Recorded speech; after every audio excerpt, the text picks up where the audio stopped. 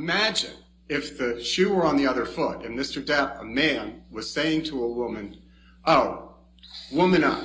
I only hit you. I didn't punch you." I did not punch you. I did not fucking deck you. I fucking was hitting you. But you're fine. I did not hurt you. I did not punch you. I was hitting you. Crushing Defeat Media.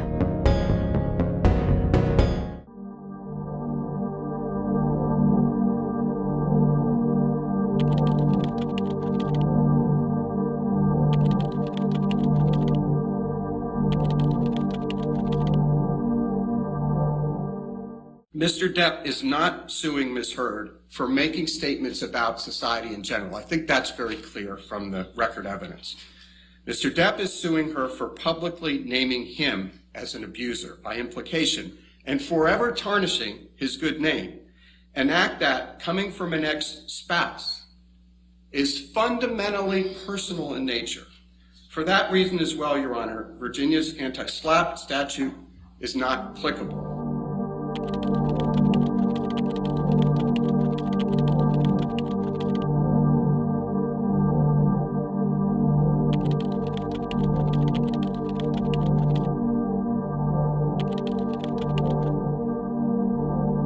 Based on the foregoing, Your Honor, Mr. Depp respectfully submits that the court should grant plaintiff's motion to strike the counterclaims and also strike her claim that she is immune under the anti-SLAPP statute. And it's very consistent with the game playing.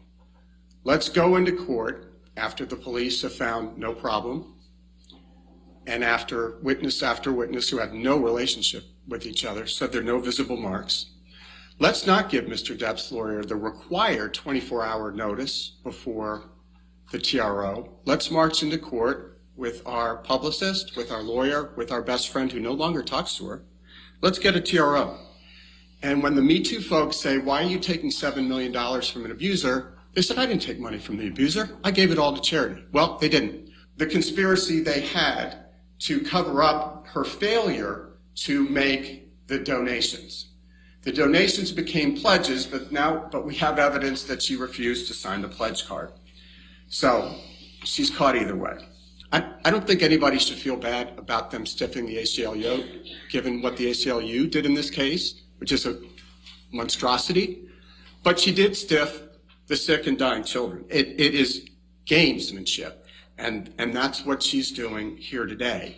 But the law is the law, and they have not fulfilled their burden with respect to the counterclaims. There is virtually no nexus between Mr. Depp and Mr. Waldman as to these statements at issue, except for the fact that he is an attorney, and that is not sufficient in a case where they have not even established that Mr. Depp was aware of these statements. And they knew that they couldn't do it, and they didn't even try. And it's more of the gamesmanship when Ms. Heard plays word games with Mr. Depp about, "Oh, I didn't punch you, Johnny, I just hit you." Imagine if the shoe were on the other foot and Mr. Depp, a man, was saying to a woman, "Oh, woman up, I only hit you, I didn't punch you."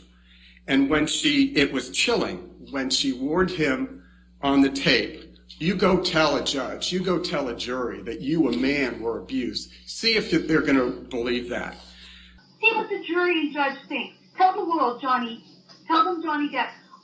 Johnny Depp, man, I'm a victim too of domestic violence, and yes. It's a fair fight. And see how many people believe or side with you. It is an abuse of the system, and she's done it throughout. My point, Your Honor, and it's on point, is that Mr. George made statements supporting Ms. Heard's position. Ms. Kaplan made very clear statements supporting her client's position on the merits, and so did Mr. Waldman. But everybody knows when reading those that those are statements by partisans. So for the reasons that we've stated and the reasons set forth in the brief, we respectfully submit that the court should grant the motion to strike, or in light of the fact that Mr. Depp may reappear, at the very least, take these motions under advisement until the close of all evidence. Thank you, Your Honor. All right. Thank you, sir. All right. In this matter, I've reviewed all the defendant's evidence as to her counterclaim, and I've considered the arguments of her counsel and plaintiff's counsel. First, to address a few issues that I believe are outside the motion to strike, and that's as to the SLAPP defense. The SLAPP defense is just that, it's a defense, so it's really not considered in a motion to strike. Having said that, we went down that legal road on Friday as far as the SLAPP defense goes, as far as the jury instructions. In this particular case, if the plaintiff prevails, it must be with actual malice. Therefore, if it's with actual malice, immunity does not apply under that statute. So we will deal with that with jury instructions, and we have.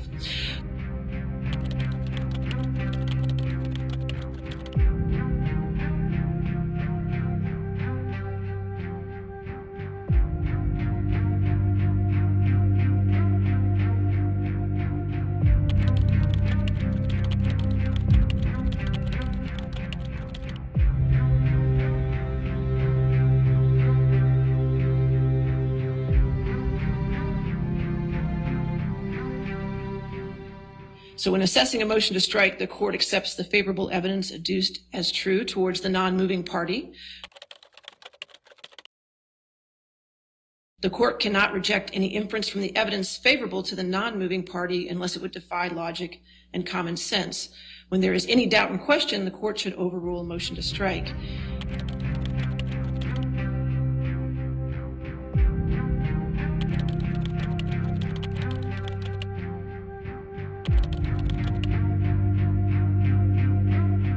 Here, the alleged tort is defamation.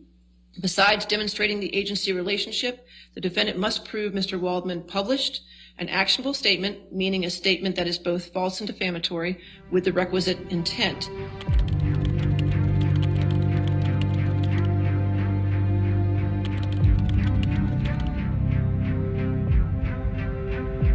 As to agency, Mr. Waldman was plaintiff's attorney at the time of the alleged defamatory statements were made. Mr. Waldman does not deny this, and neither does the plaintiff. Moreover, Mr. Waldman made the allegedly defamatory statements about the defendant during the proceedings of this action and interacted with the defendant once the statements were made while still representing the plaintiff. Taking the surrounding circumstances as a whole, an agency relationship can be inferred, and thus a scintilla of evidence regarding agency must be turned over to the jury.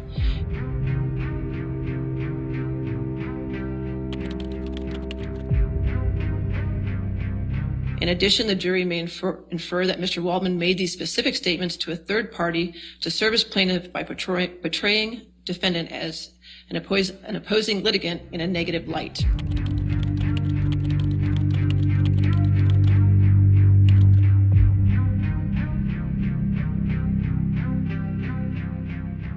It is not disputed that Mr. Waldman published statements and that there is a question as to whether statements are false, and both parties disagree and have presented conflicting evidence as such.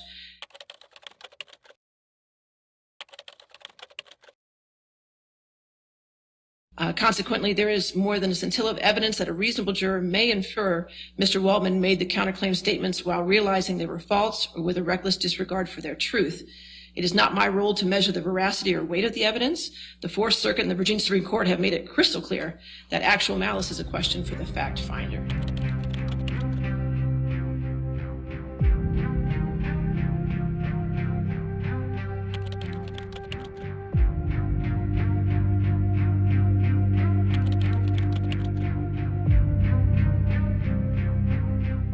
So therefore, the plaintiff's motion to strike is denied. Okay? Thank you. Is there any other preliminary matters before the jury?